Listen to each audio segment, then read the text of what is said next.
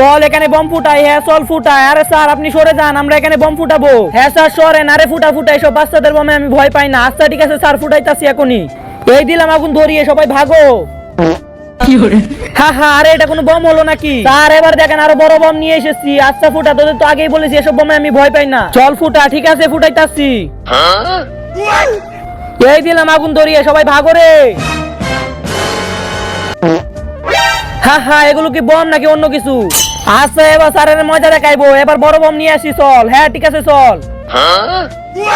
এই তো নিয়ে এসে পড়েছি স্যার। এবার দেখেন কত বড় বম নিয়ে এসেছি স্যার। দেখেন আরে ফুটা, তোদের তো বলেছি এসব বমে আমি ভয় পাই না। আরে পিছনে তো দেখেন, আরে ফুটা তো।